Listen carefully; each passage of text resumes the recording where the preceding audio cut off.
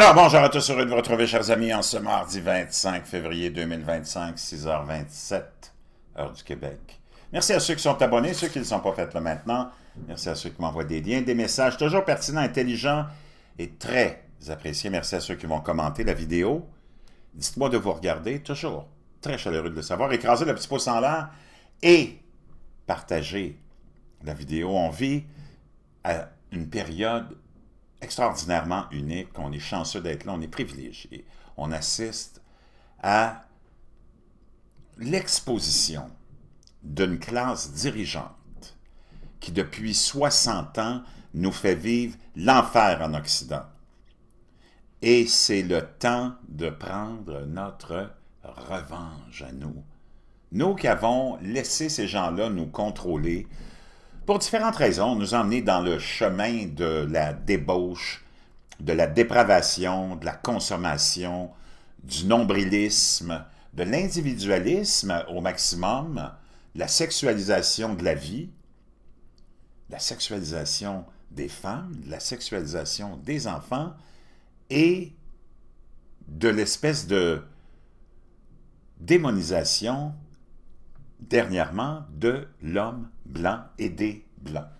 Tout ça par notre propre classe dirigeante, par nos propres élites, que ce soit artistiques, économiques et industrielles. Tu le vois dans les publicités récemment, c'est honteux, c'est dégradant de voir ce qu'on nous fait subir, c'est dégradant de voir ce qu'on met dans la tête des enfants à l'école aussi, dans notre système scolaire. Je vous ai dit comment ces gens-là fonctionnent. Ils infiltrent toutes les sphères de la politique, toutes les sphères du pouvoir, et c'est comme ça que tu te retrouves avec les faits qui sont toujours déjà accomplis, peu importe qui tu vas élire. Nos politiciens sont des bons à rien. J'espère que vous savez que des politiciens ne sont que des marionnettes dépravées qui ont un seul et unique but, et c'est de pouvoir être devant une caméra et être adulé et faire partie du jet set. Pour mes compatriotes québécois, pense à René Lévesque qu'on t'a monté comme je sais pas, comme un héros. Vraiment comme un héros. Avec l'émotion, l'émotivité, la langue, un pays. Trouve-moi une nation qui a un héros, toi, qui est semblable et comparable à René Lévesque.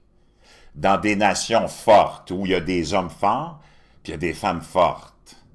Et où on est resté avec des bases fondamentales de biologie et de foi et de rationalité.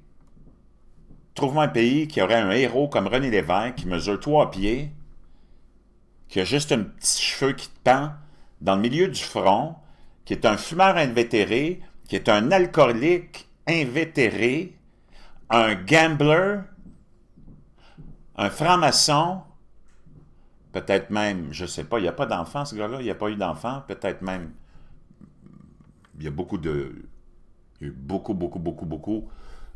rumeurs aussi, comme sur toutes ces personnes-là, d'aimer les jeunes enfants, les jeunes garçons. Et en plus, lorsqu'il a été premier ministre, je pense que c'est dans son premier mandat, a tué quelqu'un au volant en étant complètement sous en tant que premier ministre parce qu'il devait aller assouvir un de ses vices qui était, les trois en même temps dans le fond, boire, fumer et gambler. Il est allé jouer toute une nuit au poker, on peut imaginer. Ça a bu comme des trous, ça a dû fumer comme des cheminées, a pris sa voiture aux heures du petit matin, a frappé un itinérant. OK, jusque-là, tu te dis, l'erreur est humaine. Pas vraiment. Quand tu es premier ministre, où on veut te faire toujours donner des leçons de moralité, puis on veut toujours te dire comment agir, il faut que tu te prêches par l'exemple. Surtout si tu es le premier ministre de celui qui va être le président de la première République du Québec. Probablement, même si on n'a pas de banane, de bananier, ça serait une république de bananes. Mais enfin, non, ça, jusqu'à là, OK, tu dis, OK, il a écrasé quelqu'un, il a posé un geste irresponsable, irréfléchi, mais ça ne s'est pas arrêté là. Il s'est sauvé des lieux du crime. On appelle ça un hit and run. Puis qu'est-ce qui est arrivé à René Lévesque? Absolument rien. Aucune conséquence. Il est resté premier ministre parce que, naturellement, la personne qui est restée là, morte, qui est mort de sa belle mort, parce que quand il est parti puis qu'il a fait son hit and run, ben, l'itinérant est encore vivant. Mais lui, naturellement, pas parce qu'il ne voulait pas se faire attraper dans ces circonstances-là, il s'est sauvé. Quelle lâcheté. Puis toi, tu voudrais que ça ait été le président de la République de banane du Québec? Puis toi, tu me montres ça dans les livres d'histoire comme un héros, puis toi, tu mets des statues partout de ce bonhomme-là? Moi, je ne sais pas, mais trouve-moi un autre pays où les hommes sont des hommes, des femmes sont des femmes, puis où il y a de la rationalité, puis où les hommes sont forts, puis les femmes sont fortes, où on accepterait d'avoir un héros de ce type-là.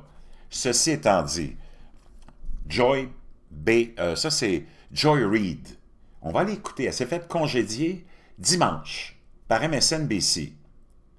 Une Afro-Américaine qui, pendant 5 ans à la télévision, aux heures de grande écoute, n'a fait qu'alimenter le feu du racisme et a traité tous les Américains blancs de racistes, de fascistes et d'hitlériens. Moi, je ne sais pas comment on a permis ça, mais ça, c'est juste pour te démontrer comment chez vous, ça se passe aussi au Québec, au Canada et en Europe, à tes postes de télé qui sont financés par ton argent, comment ton élite vient t'insulter à longueur de journée. Il n'y a personne qui aurait les couilles de faire ça, mais pense à des Mario Dumont, pense à tous les clowns qui sont là, qui vont venir te donner des leçons de moralité si tu es un pro-Trump. Quoi, on n'a pas le droit d'être un pro-Trump? Quoi, on n'a pas le droit de dire qu'on veut protéger nos frontières? Quoi, on n'a pas le droit de dire que l'immigration illégale, c'est un crime déjà au départ? Puis que tu ne peux pas savoir qui rentre, puis en plus, celui ou celle qui habituellement rentre illégalement dans une maison, ben, c'est pas pour aller y faire du bien. Puis on va te traiter d'hitlérien, de fasciste, puis te rappelle-toi pendant la pandémie comment on t'a traité si tu acceptais si tu voulais pas avoir le traitement, puis ces gens-là te démonisent les Blancs, t'emmènent dans le chemin de la débauche avec l'agenda LGBTQ+. Moi, je suis allé reconduire un de mes plus jeunes avec ses amis au Carrefour Laval dimanche ou samedi, vous allez passer la journée là-bas. Puis il y a un des jeunes qui a dit qu'à l'école, il avait organisé, dans une des classes qui doit être, je ne sais pas, sciences humaines, ou je ne sais pas comment il l'appelle, là, une rencontre avec la communauté LGBTQ+. C'est parce que ces enfants-là, ils ont 13-14 ans. Là. Moi, je dis à mon fils, quoi? Si jamais il te propose quelque chose comme ça, d'aller rencontrer pour une activité, tu me parles. Ça, c'est consentement des parents obligatoire. Depuis quand des étrangers vont parler de sexe à tes enfants, puis on accepte ça. Je te le dis, on est rendu à un niveau. Et là, MSNBC l'a congédié un dimanche dernier, pour ses propos, naturellement, parce que ses codes d'écoute sont complètement à zéro, parce que tu ne peux pas traiter le monde de raciste, puis t'es une black à la tête d'une émission populaire qui reçoit des millions de dollars de salaire par année. Voyons, c'est quoi cette folie-là? Comment on peut accepter ça? Comment on peut tolérer ça? Mais l'ironie là-dedans, c'est qu'elle s'est faite congédier dimanche. Imagine un dimanche, son émission, c'est du lundi au vendredi, dans le mois de l'histoire des Noirs. C'est comme, wow, OK.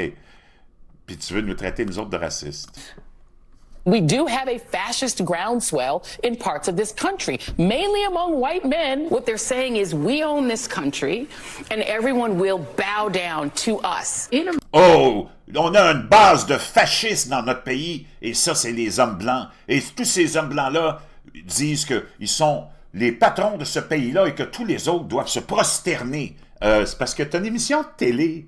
Puis tous ceux qui sont sur ton panel, c'est toujours juste des Afro-Américains.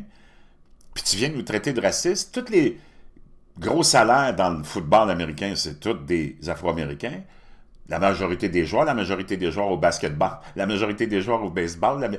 De quoi tu parles? C'est complètement hallucinant. America, there's a thing about both white vigilantism and white tears, particularly male white tears. Oh, il y a quelque chose en Amérique avec les larmes des Blancs et les groupes de vigilance des Blancs. Mais c'est toujours les larmes de... Qu'est-ce qui se passe avec les larmes de ces hommes blancs? Now, I don't like to use hyperbole, but Joy's firing is the biggest blow to racists since the Confederacy lost. To a doctor. from the Donc, number c'est pas one tout. rated brand. C'est complètement cinglé ce qui se passe. On va aller écouter un autre segment d'une autre capotée, Rachel Maddow, OK?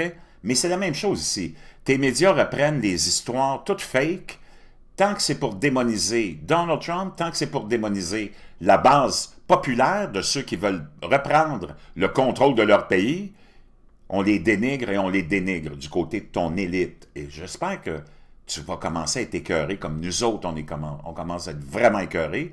D'ailleurs, c'était pour ça que je m'étais donné le pseudonyme de J'en ai marre quand j'ai commencé mes réseaux il y a longtemps. Productive organs for no medical reason. Donc, on va aller écouter cette autre cinglée, pas parce qu'elle est lesbienne qu'elle est cinglée, mais ça peut peut-être aider, où, à l'époque, on est dans les années 2020-2021, on a démonisé un médecin qui travaillait au niveau des bureaux d'accueil des immigrants, et on l'a accusé d'opérer les femmes et de leur enlever leur utérus inutilement. On l'appelait même, du côté de MSNBC et des médias, le collecteur d'utérus. Là, on laissait présager que lui avait un mandat comme de Donald Trump, sous-entendant que c'était Donald Trump qui avait donné le mandat de rendre ces femmes-là infertiles en leur enlevant l'utérus pour rien. Ben, ils ont été obligés de s'entendre hors cours parce qu'ils s'en allaient en procès. Ils ont donné 30 millions à ce médecin-là parce que c'était une histoire fake. Underscore that. The allegation here is that this is a federal facility and they have been sending. Donc, c'était des centres d'accueil fédéraux, puis on envoyait les femmes, naturellement, qui arrivaient sans papier, des non documentés, et là, on leur enlevait l'utérus, carrément. Ça, c'est MSNBC, qui appartient à NBC, OK?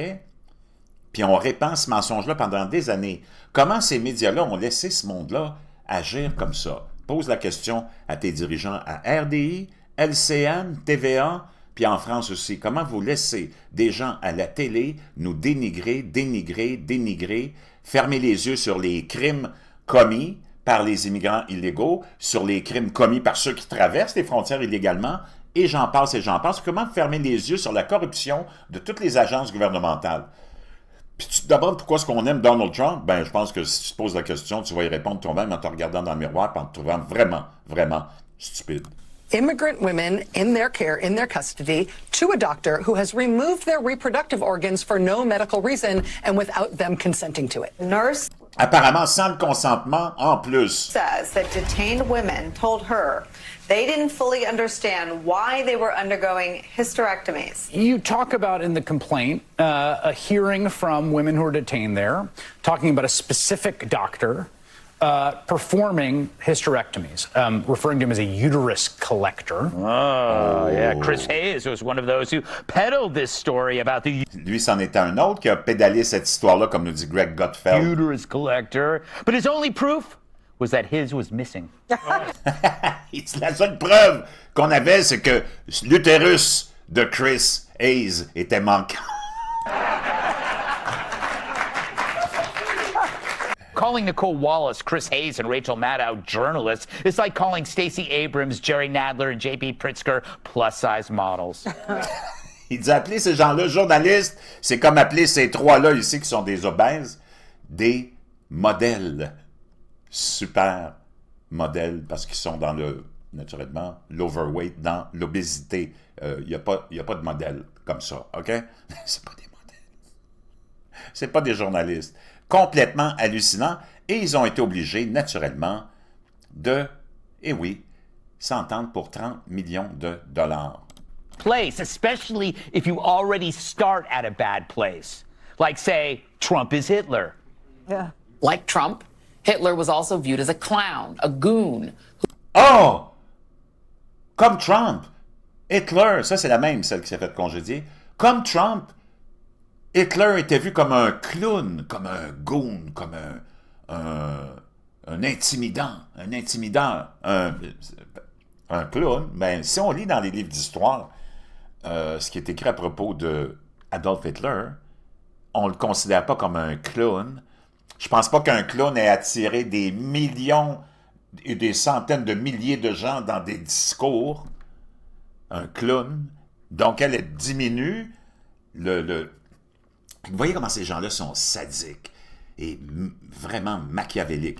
Elle diminue la grandeur des crimes et de l'atrocité d'Adolf Hitler pour le ramener au niveau de Donald Trump. C'est complètement cinglé. Ces gens-là sont complètement gaga, wacko, dangereux. Puis on a laissé ça sur les ondes, comme on le fait ici. On répète les mêmes âneries, puis nos grands décideurs et savants de la science et de la moralité te démonisent à longueur de journée et démonisent quelqu'un comme Donald Trump qui a été élu par une majorité d'Américains dans une élection, pour une fois, qui était clean. who could be kept in line. It was blatant fascism meets the Jerry Springer show. If that sounds vaguely familiar, Elle dit c'est du fascisme qui est encore plus, parce que je ne sais pas s'il y en a qui se rappellent du Jerry Springer show, mais c'est complètement cinglé de comparer ton président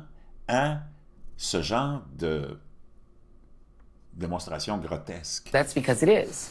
Similarities to what happened in Germany and what's happening now in America are just undeniable. Violent, terrifying, and sometimes bizarre conspiracy theories that set the table for maybe armed resistance to a Kamala Harris win or mass acceptance of American fascism. Let me know when you guys are finished fighting amongst yourselves who I got to vote for in November to keep Hitler out the White House. If it's Arrêtez de vous battre, là, entre vous autres, puis vous me direz pour qui je dois voter pour empêcher Adolf Hitler d'être élu en novembre.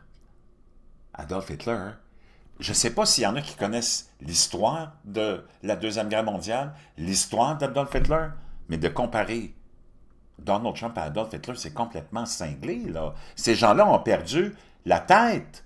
Et là, on va te ramener naturellement l'idée que tu es un sexiste, que tu es un xénophobe, que tu es homophobe et probablement tu es un raciste parce que tu n'as pas voté pour Kamala Harris. Mais on oublie de te dire que Kamala Harris était la pire vice-présidente. C'est celle qui était en charge des frontières. Puis elle n'a pas fait sa job. C'est elle qui a caché l'état de santé de Joe Biden pendant 4 ans. C'est elle qui était toujours saoule. C'est elle qui était incapable de mettre 2 phrases une à côté de l'autre. C'était la pire candidate que tu pouvais trouver. C'est pas parce que c'est une femme que les Américains n'ont pas voté pour elle. C'est parce que ça n'avait pas de sens de présenter puis de proposer une candidate aussi faible et médiocre. Mais ces gens-là ne te le disent pas, ça. Parce qu'ils veulent absolument te démoniser parce que tu n'as pas voté comme eux ont voulu ou voulaient que tu votes. Biden in a coma, I'm going to vote for Biden in a coma. You'd vote for Biden in a coma. But why not? You did the same thing in 2020. Meanwhile, coma patients are blinking out Morse code for, come on, guys, we're not that racism. And finally, for once, it might be. Et là, on va aller l'écouter dimanche quand elle a appris la nouvelle. Elle a fait un petit post, une petite vidéo sur son pauvre sort. Vraiment? C'est parce que si je vous partage ça, c'est parce que au Québec, tu n'aurais personne qui aurait les couilles de foutre quelqu'un dehors puis d'avoir toute cette séquence que je viens de te montrer qui expose tout le racisme envers la population que ces gens-là ont, tout le dédain que ces gens-là ont. Et là, elle vient pleurer. Parce qu'elle a perdu son show après, pendant 5 ans, avoir démonisé, craché sur son audience, qui n'en avait même plus de toute façon d'audience, mais sur la nation qui t'a permis d'être à la télévision puis de faire partie de l'élite. Tu viens cracher dessus. And value. I think I want to just play an up-to-date clip of Joy Reid responding to her firing. Do we have that? Let's play that. And that, I'm sorry. J'ai aucune pitié. That, tu vois comment c'est genre. En plus, ça vient pleurer pour essayer de te démoniser encore plus puis te culpabiliser encore plus. Pendant 5 ans, elle a craché sur les Blancs. Elle a craché sur ceux qui l'ont amené là. Trouve-moi un autre pays, toi, qui te permettrait, en tant que Blanc, dans un pays, disons, en majorité noire, d'avoir le statut qu'elle avait à la télévision et le salaire qu'elle avait. Comment? Give me a break. that what I was doing had value. Ce que je faisais, ça avait de la valeur. Quoi? De cracher sur le monde, de traiter tous ceux qui ne pensent pas comme toi de Adolf Hitler? ça avait de la valeur, puis là, tu veux qu'on venait une petite larme, puis une petite pensée pour toi. La seule que j'ai, c'est que j'espère que tu vas te retrouver dans la rue, puis que tu vas devenir une squeegee toi-même. And value. And in the end, I'm sorry, I try not to cry on TV. Wow. Franchement, chers amis, il fallait que je partage ça, parce que je pense que c'est important qu'on voit comment ces gens-là sont. Les gauchistoïdes, les globalistes, les mondialistes, ça c'est leur livre de stratégie, puis ça marche plus. C'est celui, puis je te l'ai dit, c'est Tabarnak Obama qui avait ramené ça à l'avant-scène, à l'avant-plan de leur nouvelle stratégie. Le racisme envers les Blancs, la démonisation des Blancs, la politique d'identité, la politique de genre, puis j'en passe, puis j'en passe. Un jour, on votera pour une femme, c'est sûr. C'est écrit dans la Bible. Peut-être, c'est annoncé. Sais-tu qu'est-ce que ça s'appelle, cette période-là? La fin des temps.